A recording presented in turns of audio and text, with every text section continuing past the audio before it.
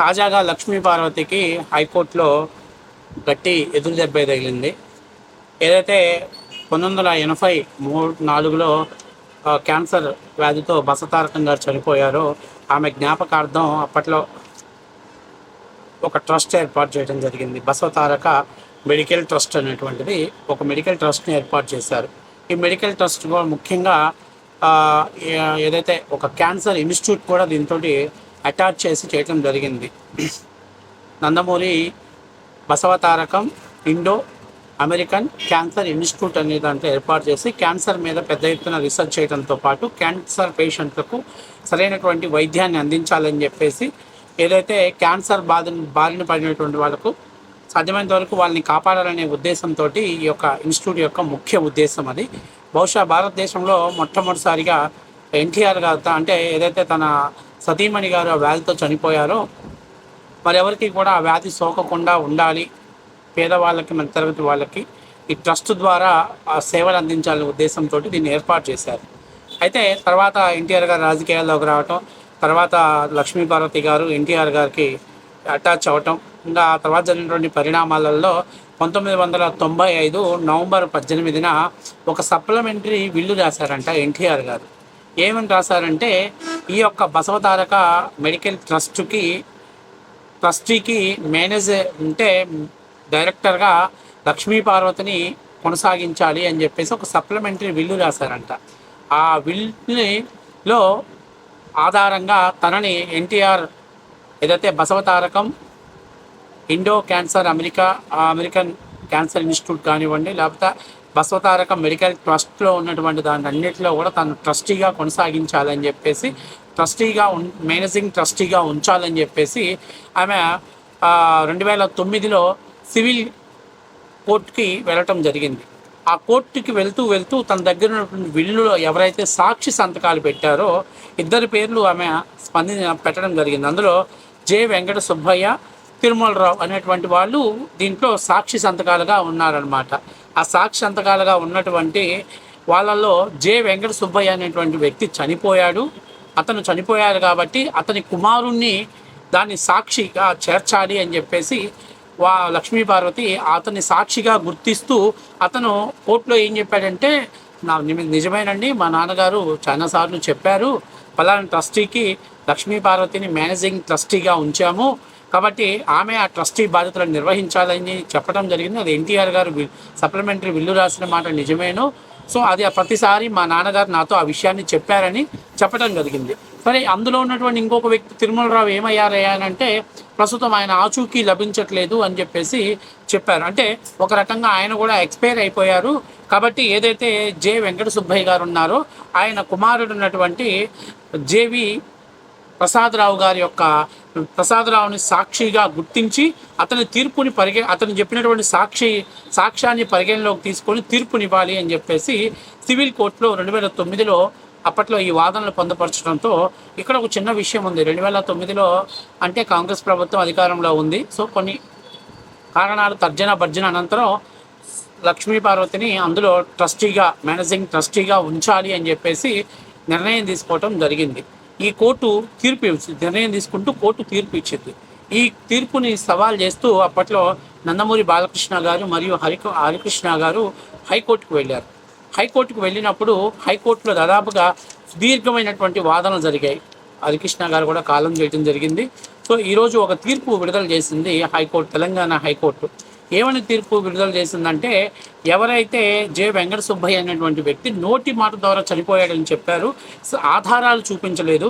అట్లాగే సెకండ్ వ్యక్తిగా ఉన్నటువంటి తిరుమలరావు గారిని కూడా ఆయన ఎక్కడున్నారో ఏంటో కన్సిడర్ చేయకుండా వీళ్ళిద్దరికి సంబంధం లేనటువంటి వ్యక్తిని సాక్ష్యాన్ని పరిగణలోకి తీసుకొని తీర్పు ఇవ్వటం అనేది సరికాదు. అంతేకాకుండా ఏదైతే వీళ్ళు కొన్ని డాక్యుమెంట్స్ని ప్రొవైడ్ చేస్తారో బాలకృష్ణ గారి తరఫున లాయర్స్ ఏంటంటే, బసవతారకం అనేటువంటి వ్యక్తి నందమూరి తారక రామారావు గారు సతీమణి అయితే స్వయాన బాలకృష్ణ గారు మరియు హరికృష్ణ గారి యొక్క తల్లి గారు కాబట్టి ఆమె గౌరవార్థం ని కాపాడటం కోసం వాళ్ళు దాని పోషణ ఖర్చులు కూడా వాళ్ళే భరాయిస్తున్నారు. కాబట్టి దాని ట్రస్ట్ ఇంకా మరింత అభివృద్ధి చెందాలి, ప్రజలకు సేవ చేయాలని అంటే వాళ్ళనే ట్రస్టీగా కొనసాగించాలి, మేనేజింగ్ ట్రస్టీగా కొనసాగించాలి అనేటువంటి వాదనని హైకోర్టు ఏకీభవిస్తూ ఈ కోర్టులో ఏదైతే కింది కోర్టు ఇచ్చినటువంటి తీర్పుని తప్పు పెడుతూ కొట్టివేయటం జరిగింది. సో తాజాగా దీంతో బసవతారక మెడికల్ ట్రస్ట్ కానీ లేకపోతే ఇండో క్యాన్సర్ అమెరికా ఇన్స్టిట్యూట్లో కానీ దానికి సంబంధించినటువంటి ఎక్కడ ఏ కార్యకలాపాలలో అసలు లక్ష్మీ పార్వతికి సంబంధం లేదు అనేటువంటిది స్పష్టంగా కోర్టు తీర్పుతోటి తేడతెల్లమైంది. ఇప్పుడు ఆమె సుప్రీంకోర్టుకి వెళ్తారా లేకపోతే ఇంటర్నేషనల్ కోర్టుకి వెళ్తారా అనే తర్వాత విషయం అయితే దీనితోటి ప్రస్తుతం లక్ష్మీ పార్వతికి ఈ ట్రస్ట్ తోటి ఎలాంటి సంబంధం లేదు అని చెప్పి తేలిపోవటం జరిగింది. సో దాదాపుగా ఏదైతే ఎన్టీఆర్ గారి ఆస్తులన్నీ కూడా ఒక కొలిక్కి రావడం జరిగింది. ఇప్పుడు నేను లక్ష్మీ పార్వతిని అడుగుతున్నా, ఏమంటుంది? ఎన్టీఆర్ గారి భర్తగా నాకు ఆదరణ గౌరవం ఇస్తే చాలు అని చెప్పిన బోడి మోహన్ నాన్న ఇప్పుడు ఈ ఆస్తులన్నింటిలో నేను మేనేజింగ్ ట్రస్టీగా ఉండాలని దొంగ సప్లిమెంటరీ విల్లెట తీసుకొచ్చావు. వాడు ఎవడో సంతకాలు పెట్టిన వాళ్ళు సాక్షి సంతకాలు పెట్టిన వాటి వాళ్ళే కోర్టు ముందుకు వచ్చి చెప్తేనే సాక్ష్యాలు నిలబడట్లేదు. అట్లాంటిది ఆయనంతా చచ్చిపోయాడంట, ఆయన కుమారుడి యొక్క సాక్ష్యాన్ని కన్సిడర్ చేసి కోర్టు తీర్పిస్తూ ఇవ్వాలి అని చేసింది కాబట్టి దాన్ని నేను పొందపరుచుకోవాలని చెప్పి చదువుతుంది. ఇప్పుడు నేను లక్ష్మీ భారతిని అడిగేది ఏంటంటే, నాకు ఎన్టీఆర్ గారి భారతీయగా గుర్తింపిస్తే చాలు అన్న దానివి ఈ ఆస్తులన్నీ నీకెందుకు? ఈ ఆస్తులు అసలు నీకేం సంబంధం? నువ్వేమన్నా వస్తా పల్నాడు నుంచి 100 కోట్లు 1000 కోట్లు ఎత్తుకొని వచ్చావా బోడిమోహన్ దానా? నువ్వు ఆయన ఆత్మకథ రాస్తానని ఆయన పక్కన చేరి ఆయన ఆస్తుల కథలన్నీ రాసుకొని చిట్టా రాసుకొని అన్నిటి మీద దొంగ సంతకాలు పెట్టించుకొని మొత్తం ఆస్తులు పార్టీని మొత్తం కబలించాలని చూసి అది కుదరకపోయేసరికి ఇవాళ మీడియా ముందుకు వచ్చి చంద్రబాబు నాయుడు ఎన్నుపోటు పొడిచాడు, చంద్రబాబు నాయుడు కదా ఎన్నుపోటు పొడిచింది. చంద్రబాబు నాయుడు గారు తిరుగుబాటు చేయకపోతే ఇలా తెలుగుదేశం పార్టీ 60 అడుగుల గోతిలో కప్పెట్టేదానికి, వైఎస్ఆర్ కాంగ్రెస్ పార్టీ కాళ్ళ కింద పెట్టేదానివో, లేకపోతే వైఎస్ఆర్ కాంగ్రెస్ పార్టీ ఎప్పటికంటే ఆయన పుట్టాడనుకో అప్పట్లో కాంగ్రెస్ కాళ్ళ కిందే పెట్టేవు. కాబట్టి ఇది వాస్తవ విషయం. సో తాజాగా హైకోర్టు తీర్పుతోటి మన లక్ష్మీ పార్వతికి ఎన్టీఆర్ గారి కుటుంబానికి ఎటువంటి సంబంధం లేదు. ఇంకొక మాట చెప్పాలంటే, పెళ్లి కాకుండా హైకోర్టు కూడా ఇంకొక క్వశ్చన్ అడగాలి. పెళ్లి కాకుండా వీరగంధం సుబ్బారావుకి విడాకులు ఇవ్వకుండా ఆయన కంటే భార్య చనిపోయింది కాబట్టి ఆయన నిన్ను పెళ్లి చేసుకోవచ్చమ్మా, నీకు ఒక కొడుకు ఉండి వీరగంధం సుబ్బారావు ఉండగా సుబ్బారావు చనిపోకుండా నీ వివాహం ఎట్లా చేసుకున్నావు? నీ వివాహాన్ని అసలు చట్టబద్ధత ఎట్లా అయింది? ఏ కోణంలో నేను చట్టబద్ధత చేయాలి అనేటువంటి క్వశ్చన్గా ఆయన అడుగుంటే, మా లక్ష్మీ పార్వతి అక్కడి నుంచి హార్మోని పెట్టెలు లేకపోతే మైక్ సెట్ కథలన్నీ వినిపించేదే, లేకపోతే కోటిగాడితోటి వీణరాగాల గురించి కూడా జడ్జి గారికి చెప్పేదే, లేకపోతే కొంపతీసి జడ్జి గారిని కూడా నిన్ను చూస్తుంటే అచ్చం ఎన్టీఆర్ గారిని చూసినట్టున్నది దాన్ని బిస్కెట్ వేసేదేమో. సో మొత్తం మీద నేను ఇది కామెడీగా చెప్తున్నా, వాస్తవ విషయం ఇది.